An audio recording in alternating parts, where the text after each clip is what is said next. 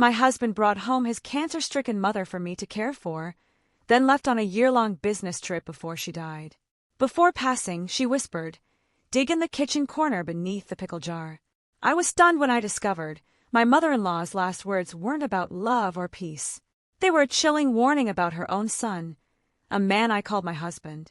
What kind of secret could unravel a family and expose a betrayal so deep it would make your skin crawl? It all started 3 years ago, when Michael and I had scraped every penny together to buy our modest suburban house. I remember the day vividly, a taxi pulling up, Michael rushing out, helping his mother, Elizabeth, step onto the curb. I hadn't seen her in 6 months, but the change was horrific. Terminal lung cancer had ravaged her, stripping away the strength of a woman once as sturdy as an oak. Now, she was just skin and bones, her eyes sunken into dark sockets, reflecting an infinite weariness that made my heart ache. I hurried to take her old suitcase, and the potent smell of medicine and antiseptic stung my nose. Michael caught my eye, his gaze evasive, his voice unusually urgent. He told me to settle his mother in her room, so she could rest. He needed to talk to me about something important, right away. I led Elizabeth to the small downstairs bedroom I'd cleaned meticulously the day before. She sat on the edge of the bed, her breathing a heavy, wheezing gasp like an old, failing bellows. She reached out, her rough, callous hand taking mine. She said nothing, just looked at me with a strange mix of pity and resignation. It unsettled me. When I returned to the living room, Michael was there, adjusting his tie. Next to him stood a large, perfectly packed suitcase. My woman's intuition screamed.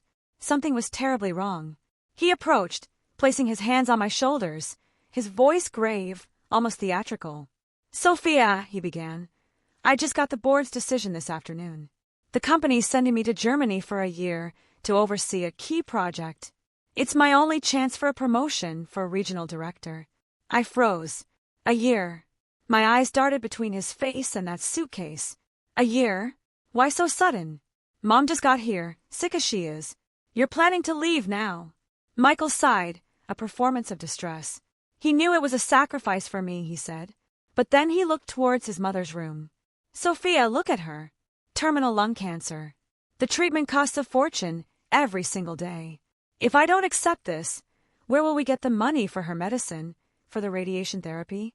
I'm doing this for this house, for my mother, for our future." His words fell on me like a suffocating net of moral responsibility. I couldn't object. He was right. His mother's illness was a bottomless pit, swallowing our money. My salary as an office administrator barely covered our basic expenses. He pulled a debit card from his wallet, pressing it into my hand. "The pin is our wedding anniversary. Every month, my salary will be deposited here.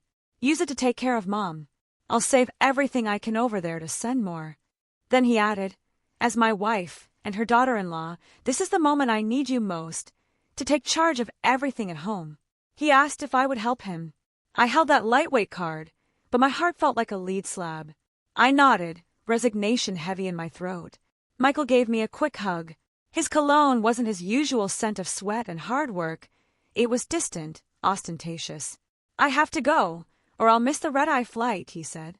"I'm leaving everything in your hands." The sound of his suitcase wheels rolling across the tile, then the engine of a cab driving away in the rain, were the last sounds I heard from him. The house fell into a terrifying silence. I stood paralyzed, loneliness already enveloping me. I went back to Elizabeth's room.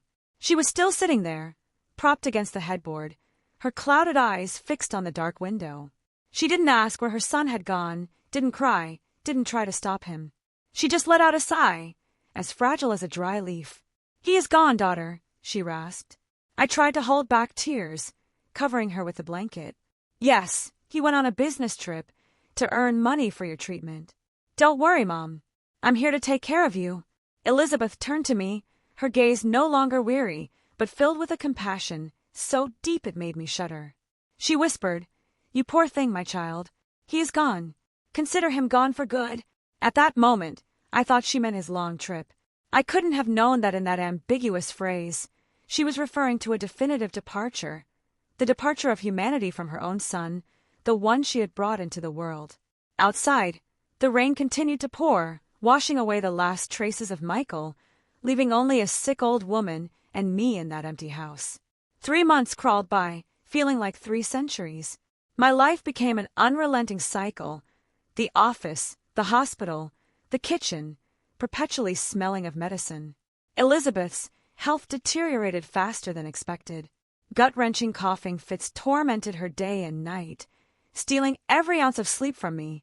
Every morning, I arrive at the office with dark circles under my eyes and my spirit crushed. My boss had already reprimanded me twice for being late, for my lack of focus. But what could I do?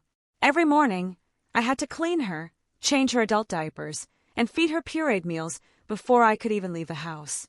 The money Michael left on the card barely amounted to $500 a month.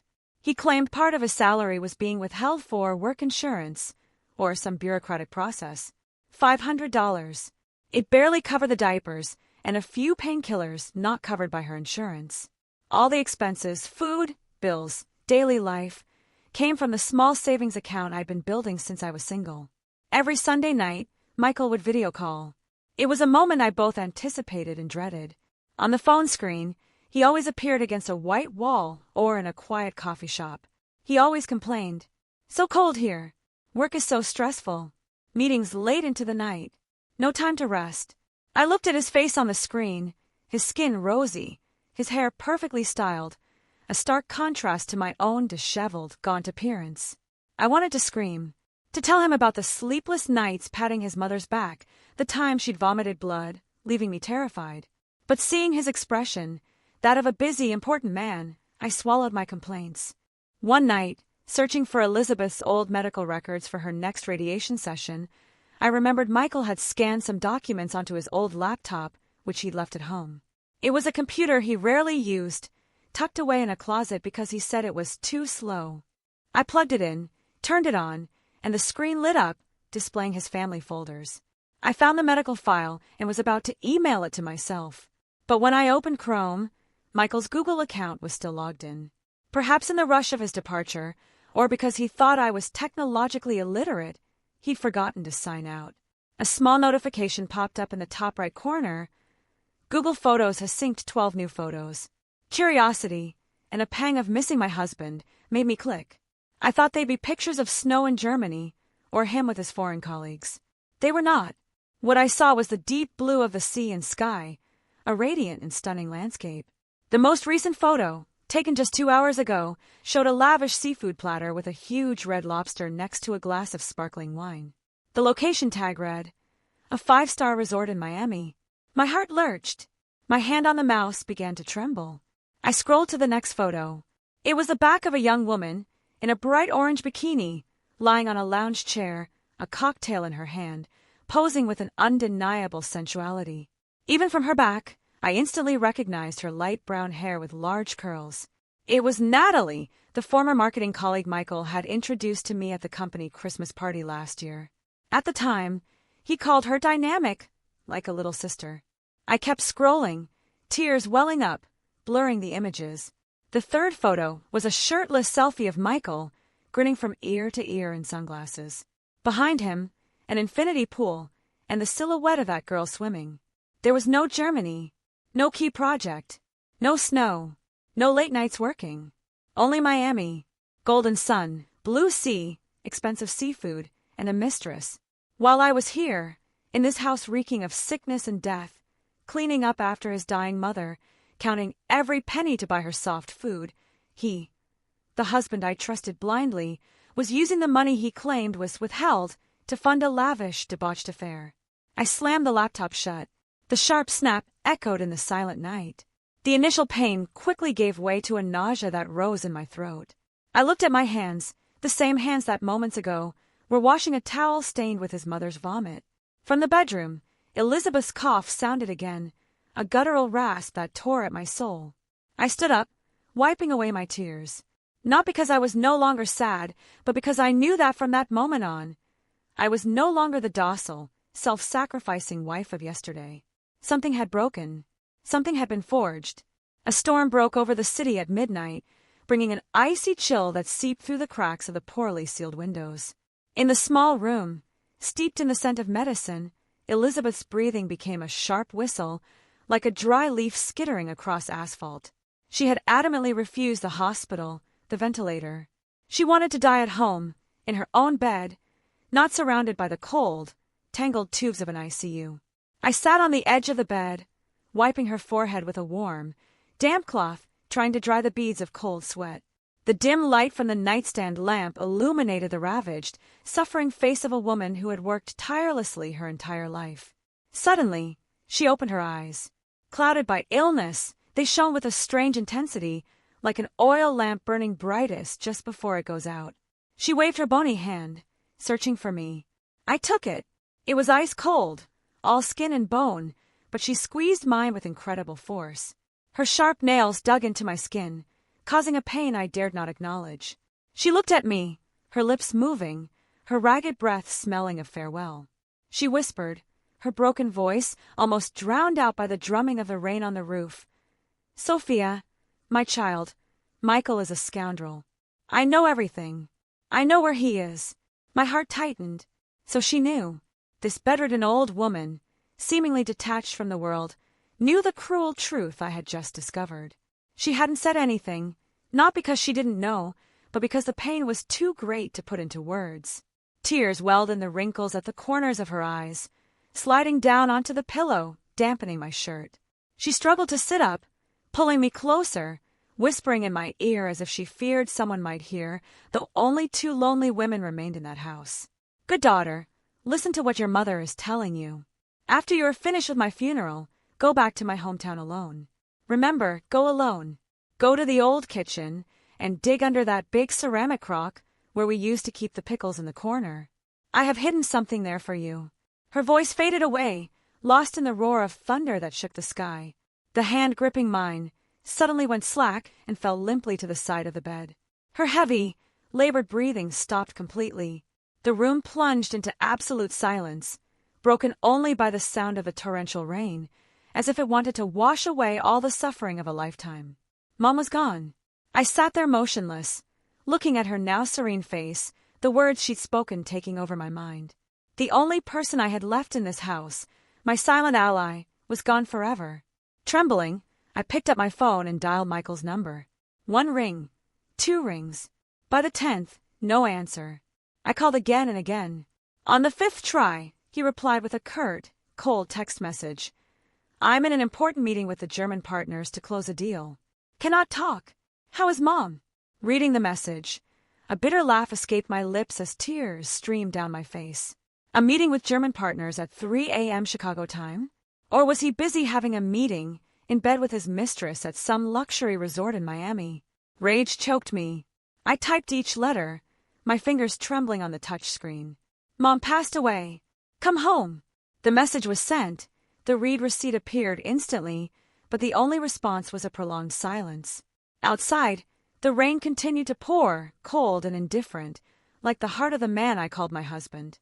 I took Elizabeth's cold hand again and whispered, "Mom, rest in peace. I will go back to town. I will find what you hid.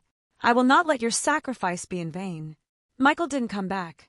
It was something I'd expected, but when it was confirmed, I felt a cold ash in my heart.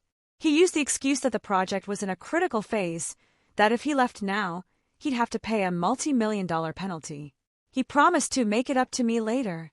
At the funeral, my cell phone was solemnly placed next to Elizabeth's photograph. The screen showed a video call from Michael. He appeared in an immaculate black suit, his face contorted in grief, weeping dramatically. "Mom, I am a terrible son. I couldn't make it back in time to see you one last time," he sobbed. "Mother from heaven, bless me so that I may succeed and honor your memory as you deserve." The relatives and neighbors who came to offer condolences, seeing the scene, clucked their tongues in sympathy. They whispered, "Poor Michael, working so far away, he couldn't even come back for his own mother's burial. But at least he said his goodbyes. You can see he has a good heart." Some even came over to comfort me. "Be strong, Sophia, and handle everything for him. He left for the good of the family." I stood there, bowing my head in thanks, but inside I felt absolute contempt. I looked at the face distorted by fake grief on the screen and remembered the photos of him laughing by the pool with his mistress. His performance was so brilliant that if I didn't know the truth, perhaps even I would have been moved. But now, those virtual tears only made me sick. I handled everything alone, from the funeral arrangements to the cremation and greeting the guests. I moved like a shadow through the funeral home, unable to shed a single tear in public. My tears had already dried up inside during the months of caring for my mother-in-law. After the cremation, I took the urn with the ashes and Elizabeth's portrait and headed to her hometown. According to her last wishes, she wanted to be laid to rest there. Michael had sent me a message telling me to leave the ashes in a city columbarium to make visiting more convenient. I flatly refused. I knew she wanted to go home, to the place where she was born and raised, the place where she had buried the secret of her entire life. The bus rattled along, carrying me away from the noisy, polluted city toward the quiet, melancholic Illinois countryside. Elizabeth's old one-story house stood at the end of a reddish dirt road. Weeds had grown, so high they almost concealed the entrance. The rusted iron gate creaked pitifully as I pushed it open. A smell of dampness and mustiness greeted me. I placed the urn with her ashes on the small, dust-covered mantel and lit a candle. The smoke swirled in the silent space, creating an atmosphere of sadness and solitude. That night, I spread a mat on the floor right below my mother-in-law's altar, listening to the crickets chirping in the yard and the wind whistling through the cracks of a broken window. I couldn't sleep. Elizabeth's gaze in the photograph seemed to watch me, both stern and pleading. Her last words on that rainy night echoed in my ears. Under the ceramic crock where we kept the pickles in the corner of the kitchen, I lay there with my eyes wide open, staring at the water stains on the ceiling, waiting for dawn to unveil the last secret my poor mother-in-law had left me. I felt completely alone. But strangely, I wasn't afraid. In that desolate place, next to the ashes of a dead woman, I felt safer than in my modern city apartment, where lies and betrayal hid beneath the guise of a happy family. Just as dawn broke, with dew still blanketing the yard, I got up. I took a small shovel I found in the shed and headed to the old kitchen, a small building separate from the main house. It had been abandoned for years. Cobwebs covered the entrance, and a strong smell of dampness and cold ash washed over me. In a corner, just as Elizabeth had said, was a large, heavy ceramic crock covered in the dust of time. It was the crock she used for brining pickles. With some effort, I pushed it aside, revealing a packed dirt floor, damp and uneven. My heart pounded. I started to dig. The surface was hard, but as I went deeper, the soil became softer. About 2 feet down, the shovel hit something hard, making a faint metallic sound. I set the shovel aside and used my hands to clear away the dirt. It was a rusty metal tin, the kind of Danish butter cookie tin people used to gift each other for Christmas decades ago. The tin was carefully wrapped in several layers of thick plastic to protect it from moisture. Trembling, I carried it out to the yard, into the sunlight, to open it. The lid was sealed with rust, and I had to use the tip of the shovel to pry it open. Inside, there was no gold or jewelry as I had imagined, only a savings passbook from a small community bank and a sealed, yellowed envelope. I picked up the savings passbook and opened it to the first page. The number written there stunned me. I almost dropped it. $150,000. I rubbed my eyes and looked again, counting the zeros carefully. Yes, $150,000. The last deposit had been recorded 5 years ago. I couldn't believe my eyes. My mother-in-law, a woman who had spent her life working the land, who dressed so frugally she couldn't bring herself to throw away a shirt with frayed shoulders. Where had she gotten this enormous amount of money? Memories flooded back. About 5 years ago, an interstate highway project had passed through the town, and a large portion of Elizabeth's land had been acquired through eminent domain. At the time, Michael had asked her about the compensation, but she had vaguely said it was just a few thousand, which she had put in the bank for her old age and future medical needs. Michael had believed her, thinking the land in that small town was worthless. He never imagined that patch of dirt held so much value. Why did she hide it from Michael? Why did she live in poverty, saving every penny, even when she was gravely ill, without daring to use that money for better treatment? I looked at the passbook, then at the sealed envelope still in the tin. Perhaps the answer was in there. Elizabeth had hidden that money for 5 years, without a word to her only son. She preferred to suffer, to endure the pain, but she refused to give that money to Michael. A profound sadness washed over me. She had seen her son's true nature long ago. She knew Michael was greedy, vain, and unreliable. If that money fell into his hands, he would surely squander it on reckless schemes or a life of excess. She hadn't saved it out of avarice, but to leave a lifeline, a final guarantee, not for him, but for me, the daughter-in-law she trusted. With trembling hands, I picked up the yellowed envelope. The glue had dried over time, and it opened easily. Inside was a document folded into quarters, faded brown, and a handwritten letter in purple ink. The handwriting was shaky, but still legible. I unfolded the document first. It was an adoption certificate issued by the county clerk's office in 198X. The red seal, though faded, still had enough force to deliver a mortal blow to my mind. Names of adoptive parents: Matthew Thompson, deceased, and Elizabeth Thompson. Name of adopted child: Michael Thompson. Date of birth: August 15th, 198X. Reason for adoption: infant abandoned at the town clinic. The world seemed to spin around me. Michael was not my mother-in-law's biological son. He was an abandoned child whom Elizabeth had taken in and raised. This devastating secret had been buried for over 30 years, so deeply that not even Michael himself knew. I quickly opened the handwritten letter. It was from Elizabeth, without a specific recipient. It seemed written for her own conscience, or for Michael's biological parents, should they ever appear. To those who gave birth to Michael, it began. I found him at the doors of the clinic on a stormy night. He was barely 3 days old, his umbilical cord still attached. He was crying inconsolably from hunger and cold. My husband and I couldn't have children, so we saw him as a gift from heaven and decided to name him Michael. We swore to bury the secret so he could grow up in peace like any other child, never feeling the stigma of abandonment. I have dedicated my life to loving him, to caring for him, hoping he would grow into a good man. But perhaps blood is thicker than water. The older he got, the more distant, calculating, and selfish he became. My heart aches, but I still love him because he is the only son I have. Then the tone shifted, specifically to me. Sophia, if you are reading this, it means I am already gone.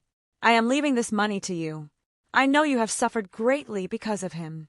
Michael is not of my blood, but you have become the daughter I value most. I don't want you to be harmed. If he treats you well, give him a part. But if he behaves like a miserable wretch, it is all yours. Consider it compensation for the youth you have wasted. My tears fell onto the fragile paper.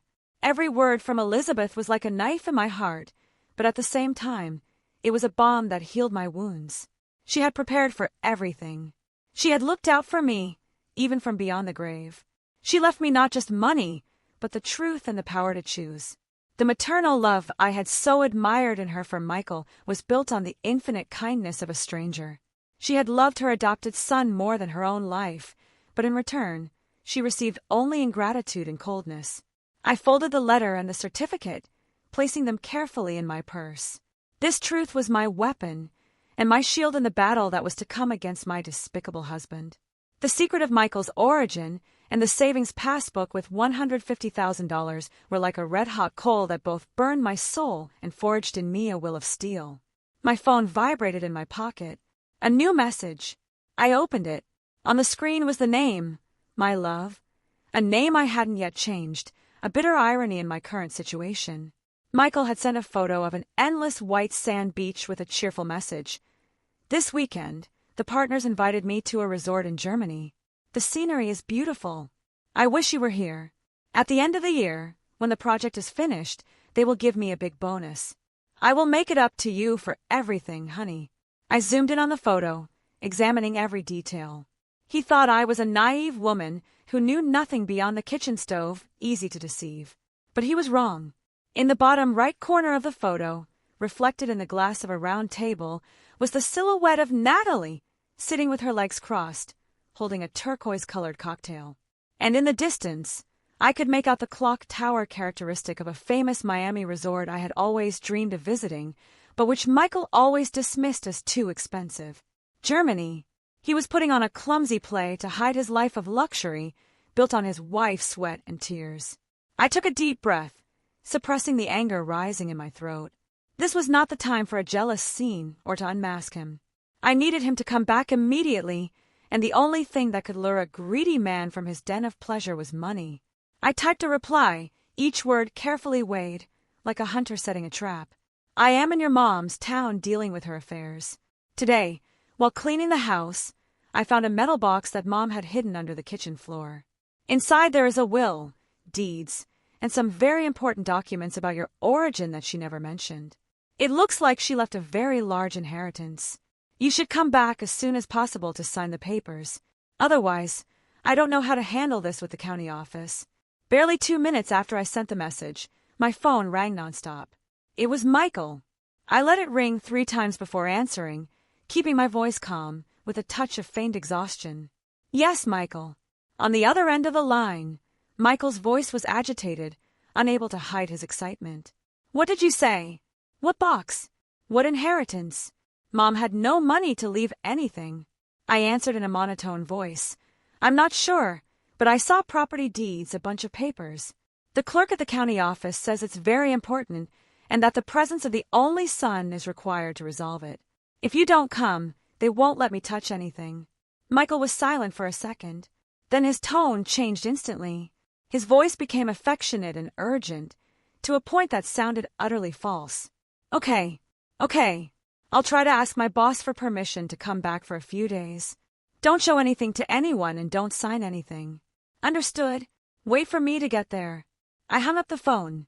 A cold smile formed on my lips. He had taken the bait. The scent of money and curiosity about the inheritance had triumphed over the charms of his mistress and the beaches of Miami. 2 days later, Michael appeared at the door of our suburban house. He was dragging his designer suitcase, entering with an air of exhaustion, feigning the fatigue of a long journey from Europe.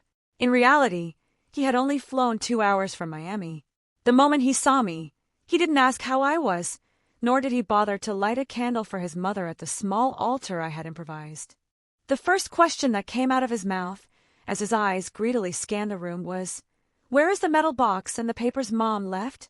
Show them to me now." I was sitting on the sofa, fiddling with a cup of cold tea, calmly observing the man I once called my husband. Only a few days had passed, but he still looked impeccable, with a sun-kissed tan that contrasted sharply with my own haggard and exhausted appearance after the funeral. I put the cup down on the table and pushed a thick stack of papers toward him. Michael pounced on them like a hungry beast, but as he opened them, the greedy smile on his face vanished, replaced by astonishment and disbelief. Inside, there were no deeds or wills, but a pile of hospital bills, receipts for medication, funeral expenses, and cremation costs. I had stapled them all together neatly. The total came to $22,000. Michael looked up, glaring at me. "What is this? What are you trying to pull?" I looked him straight in the eye, my voice firm. "These are all the expenses for Mom's treatment for the last 3 months and the cost of the funeral. I had to empty my savings account and borrow money from friends to cover everything. You are her only son and the one with a good job abroad. You have to pay this amount to settle the debts. Then we can talk about the inheritance." Michael threw the bills on the table, his face flushing red. "Are you crazy? I just got here. I haven't been paid for the project yet. Where am I supposed to get that much cash right now? Besides, Mom was in a public hospital. How could it be so expensive? Medications outside the formulary. Specific treatments. Did you think they were cheap?" I growled, the resentment that had been building for so long about to erupt. "While you were vacationing in your Germany, I had to scrape together money from everywhere so Mom could pass away in peace. You haven't contributed a single cent or a single day of care. And now the first thing you ask about is the inheritance." Michael was caught. His gaze became evasive. He softened his tone, trying to reclaim his image as a responsible husband. "I know you had a tough time, but we'll sort out the money. The important thing now is Mom's will. I need to know what she left, so I can take care of everything properly. Give me the real box." I saw through his dark soul. He had no intention of paying the debts. He just wanted to take whatever was left. His greed and indifference were now laid bare, without the cloak of respectability he used to wear. The box and the important documents are in a safe in her hometown. I stood up, brushing off my sleeves as if to remove some invisible dirt. "If you want to see them, you'll have to come with me. There, Before Mom's spirit, we will talk things out clearly. Michael frowned, annoyed at having to travel again, but his greed won. He nodded. Fine, let's go. I need to light a candle for Mom, too. What a hypocritical thing to say. He wasn't going back for his mother. He was going back because he believed a treasure was hidden under the roof of that humble house. The house in the small town greeted us with a sepulchral silence.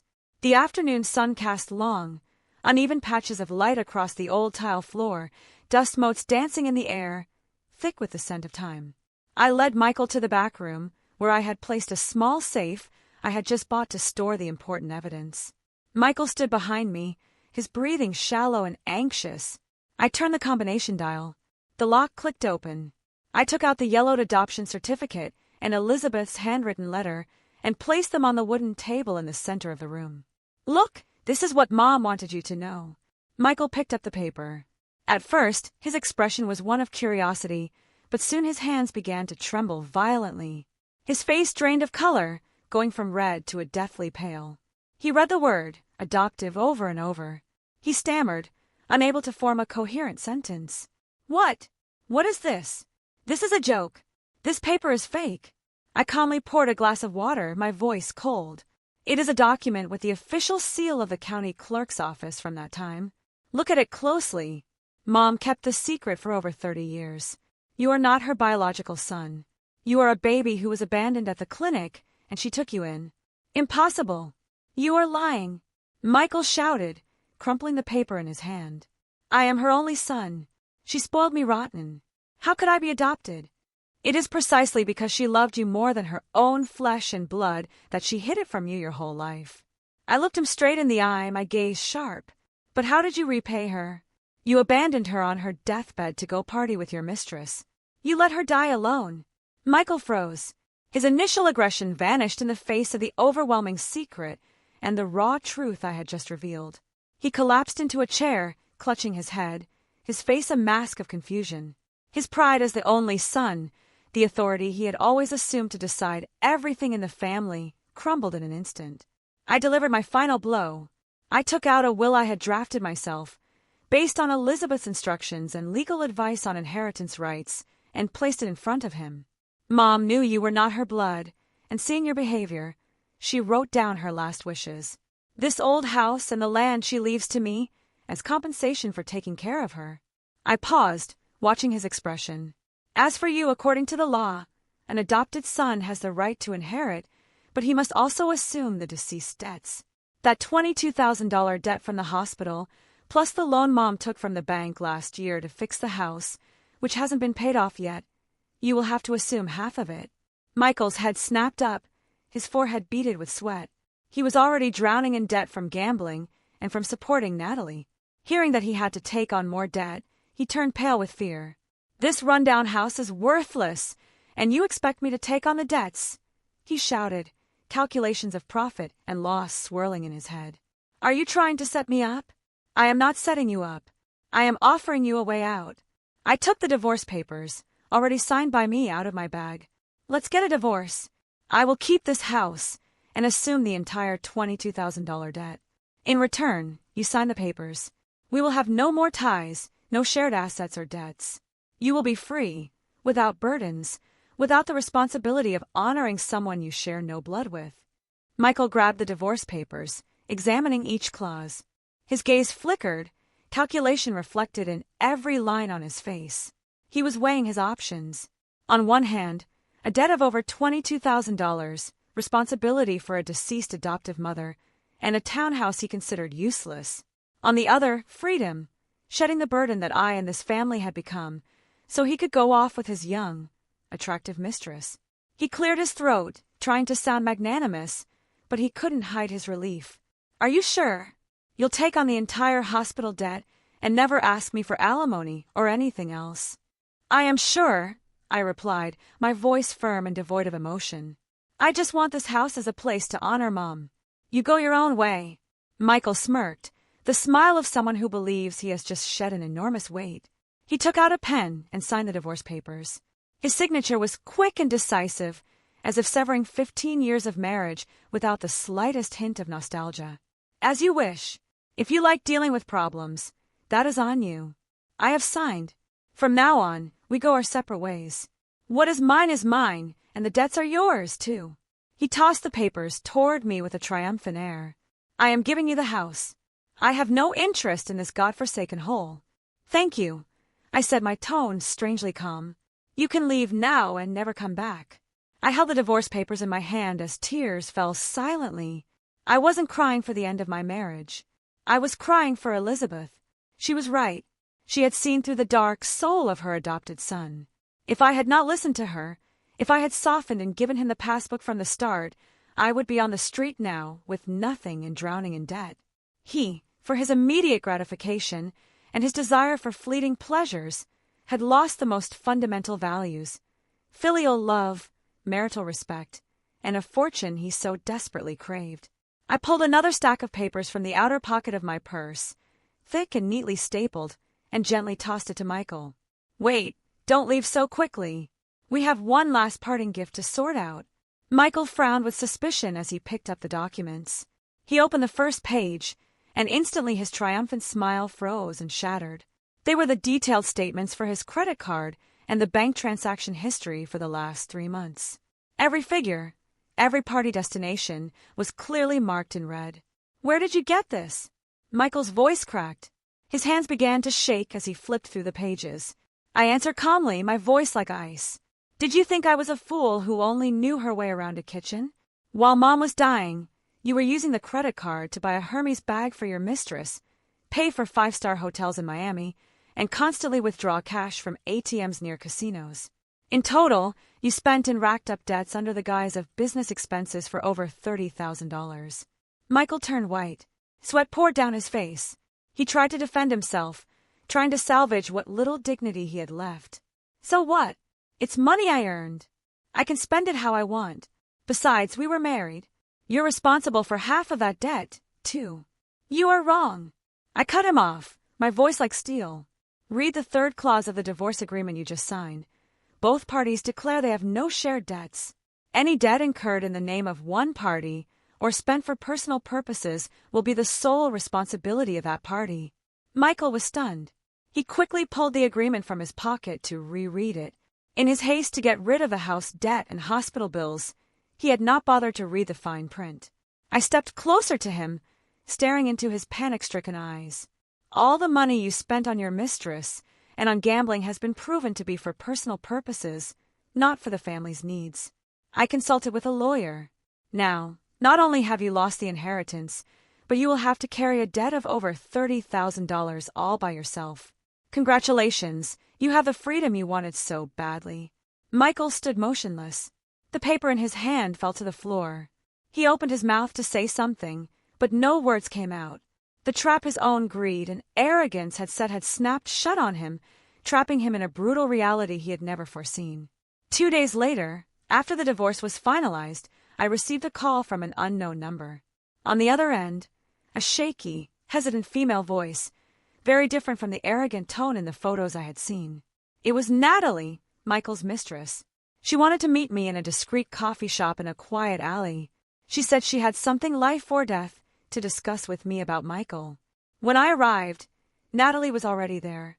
She was hunched inside an oversized coat, her subtle makeup failing to hide her haggard look and the deep dark circles under her eyes. When she saw me, she looked down, wringing her hands nervously. She looked like a drowned, helpless kitten, not the queen who had stolen another woman's husband.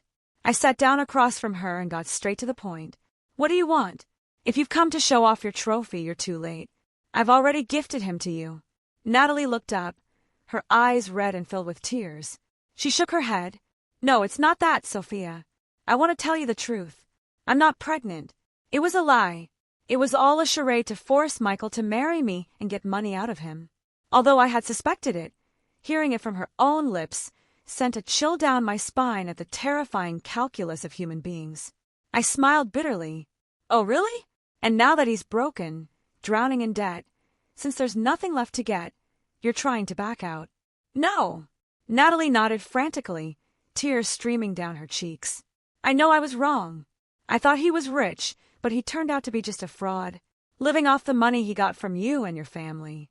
Now some loan sharks are after him for gambling debts. I'm afraid it will splash onto me. I want to leave him, but he won't let me go. He's threatening to post intimate photos of me if I leave. She took a deep breath, trying to calm herself, and lowered her voice, looking around cautiously. Sophia, I know Michael is planning to hurt you. He's working with a sleazy lawyer to sue you for fraud and for abusing his mother. He has faked messages and manipulated photos to discredit you so he can claim the inheritance and force you to share his debts. I gripped the handle of my purse tightly. Rage consumed me. Michael had truly lost all humanity. After deceiving me for years, he now wanted to corner me with the vilest tactics. Natalie slid a piece of paper across the table with a bank account number on it. I have proof. I have secretly recorded his calls with the lawyer, and I know the password to his computer where he keeps all his dirty laundry. I will sell you all the evidence for $3,000. I need the money to pay off a debt and start over somewhere else. With this, he will not be able to do anything to you. I looked at the young woman before me with a mixture of bitterness and pity. She was also a victim of her own pragmatism and superficiality, trapped in a spiral of money, and now she had to betray her lover to escape. $3,000 was not a small amount, but compared to my safety and honor, it was worth it. All right, I replied dryly. But first, I need to see the merchandise.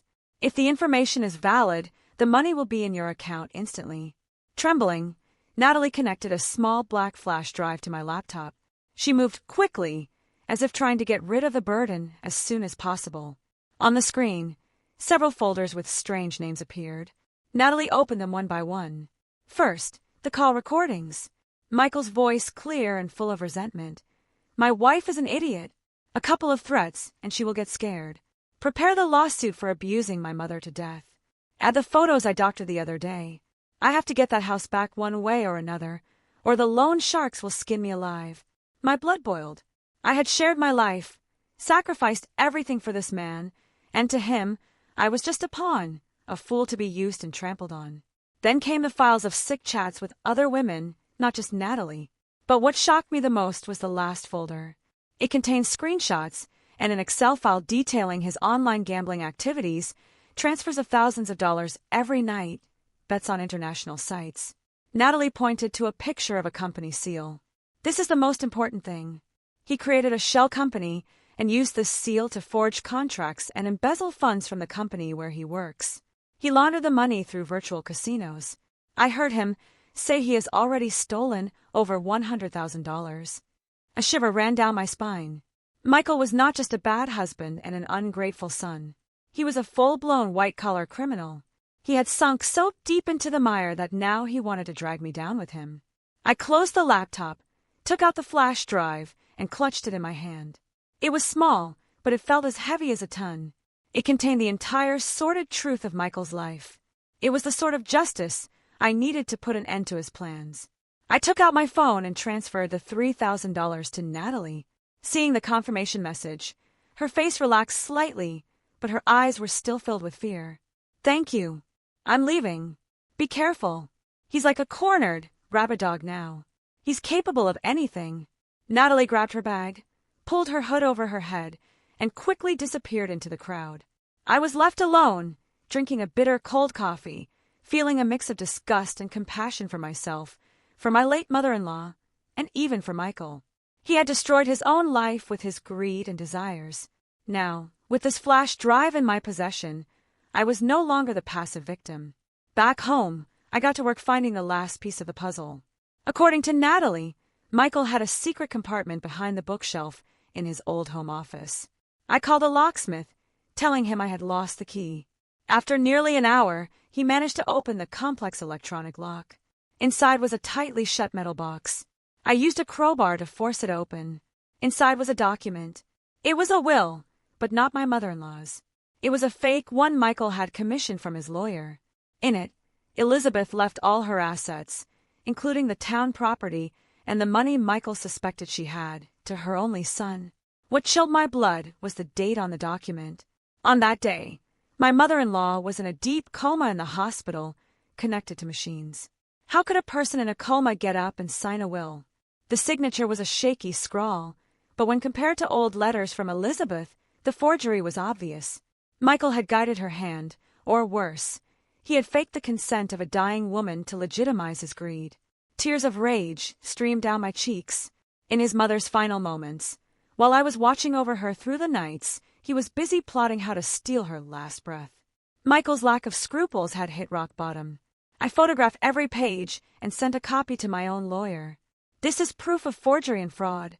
I want to prepare a lawsuit, not just to defend myself, but to put him in jail if he dares to bother me again.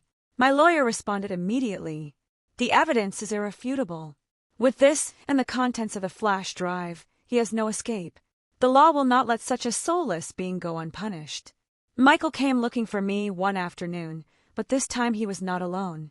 He was accompanied by a middle-aged man with gold-rimmed glasses and a leather briefcase, but with a shrewd, shifty look. They pounded on the door. I opened it, and before I could say anything, Michael barged in aggressively. He pointed a finger at me, hissing, "You are very clever, Sophia. You tricked me into signing that damned agreement. Do you think you are going to get away with the old woman's $150,000 so easily? I have already checked the information on the savings account." The other man, his lawyer, adjusted his glasses. "Good afternoon. I am Mr. Perez's legal representative. My client alleges that he was deceived and coerced into signing the asset division agreement. We request its annulment and a new division of the inheritance." I smiled bitterly and invited them to sit, not offering them any water. Coerced? He is a grown man in his right mind who signed with his own hand before a judge. Now that he sees the money, he wants to back out. Michael slammed his fist on the table. "What game are you playing?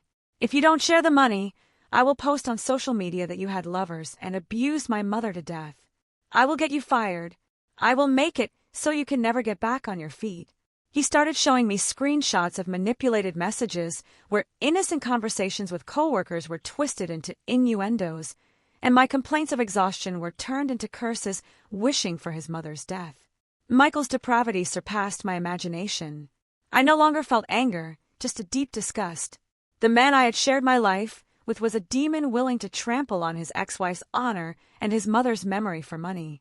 Silently, I activated the recorder I had prepared under the table. I let him talk, let him spew all his garbage, so he could tie the noose around his own neck. When he was finished, I went to my room and got the laptop and all the documents I had gathered. I placed the small flash drive on the glass table. "Before you sue me for abuse or fraud, I suggest you watch this." I pushed the flash drive towards them. "Here is all the evidence of Mr. Perez's embezzlement, his money laundering through betting, and most importantly, the proof that he forged my mother's will." I pushed the fake will toward them, and next to it, a copy of the medical report proving that on the date of the signature, my mother-in-law was in a deep coma. Forgery of documents and fraud. The lawyer present here will know better than I how many years in prison that carries. And you, Mr. Perez, how do you think the CEO of your company will react when he receives the recording of you planning to embezzle from the company? Michael's face turned as white as a sheet.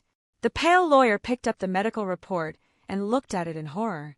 He realized he had gotten involved in a serious criminal case. "Mr. Perez, you did not tell me any of this." He quickly gathered his things. "This is signs of a felony. I cannot participate.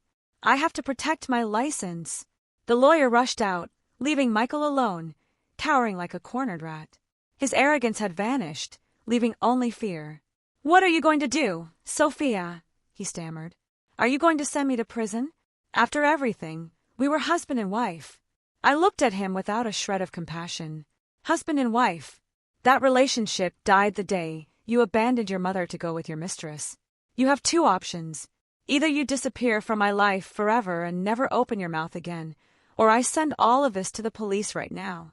Michael staggered to his feet. He knew if I spoke, his life was over. He would not only lose his job and reputation, but prison was waiting for him. He headed for the door, defeated. But before he left, I decided to give him one last gift. A truth that would destroy his last hope. Oh, one more thing. Do you dream of a house and kids with your mistress, Natalie?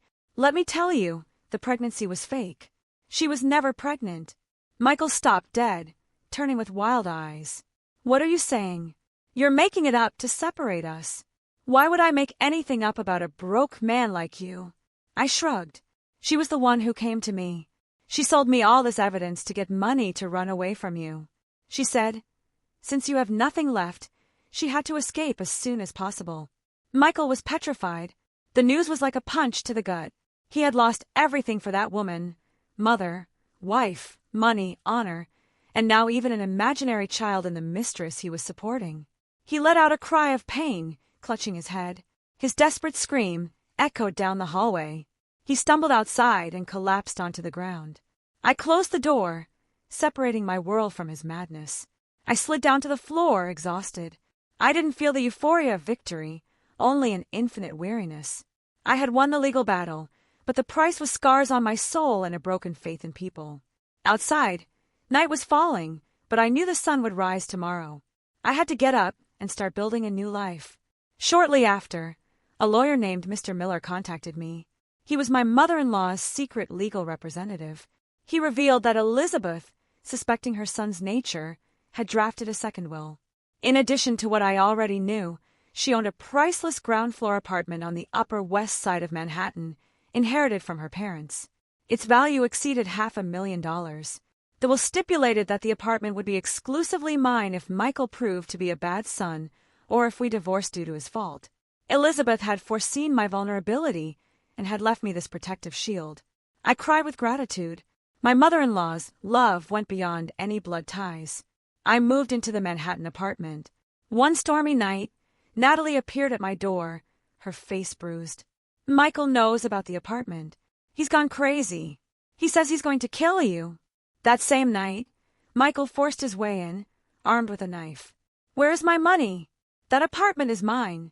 As he lunged at me, I sprayed his face with pepper spray. Just then, the police, whom I had already alerted, burst in and arrested him. His madness led him straight to prison, the inevitable end for a life of greed and betrayal. Michael was sentenced to 7 years in prison for multiple felonies. I never saw him again. With the inheritance money, I opened a small bookstore cafe on the ground floor of the apartment and named it Elizabeth's Legacy. It became a haven of peace, a place where I began to heal. One sunny afternoon, a man walked into the bookstore. He smiled, and his smile was as warm as the autumn sun. I smiled back, feeling a calm I hadn't experienced in a long time. The past was locked behind prison bars, and the future was opening up before me with the scent of new paper and the golden light of a new beginning. Life is sometimes fair. Those who sow the wind reap the whirlwind, and those who keep a pure heart, in the end, find peace. This whole experience changed me forever.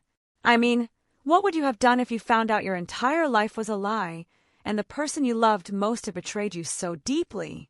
Have you ever had to fight for what's right when everything seemed against you? Tell me what you think in the comments below. I really want to know.